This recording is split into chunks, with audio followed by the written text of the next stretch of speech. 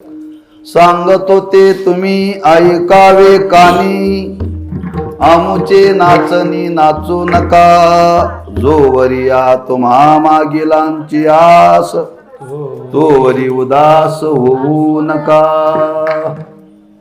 शिवेकरता क्रमप्राप्त असलेला अभंग श्रीमंत जगद्गुरु श्री तुकोबारांच्या विरहिणी प्रकरणातील 15व्या क्रमांकाचा अभंग आहे. या अभंगातून जगद्गुरु श्री तुकोबाराय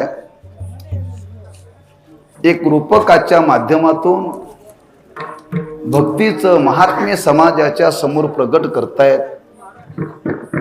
जेणेकरून समाजामध्ये भक्ती वाढावी, भक्तीची वृद्धी व्हावी.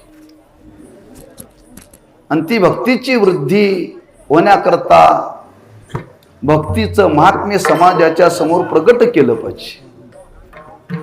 आणि तो भाव मनी मानशी घेऊन महाराज या विरहिणी प्रकरणातून एक भक्तीचं स्वरूप, भक्तीचा अधिकार आणि भक्तीची फलश्रुती असं 3 अंगांनी विचार केलेला आहे बरं का.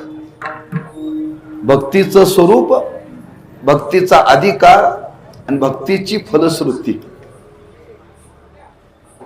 तेव्हा हा संकल्प केलेला आहे जगद्गुरु श्री तुकोबारांच्या वैकुंठ गमन सोहळ्याला 375 वर्षे पूर्ण झाली विजेला बरं का. आणि त्या निमित्ताने बेळगाव आणि चंदगड वारकऱ्यांच्या वतीने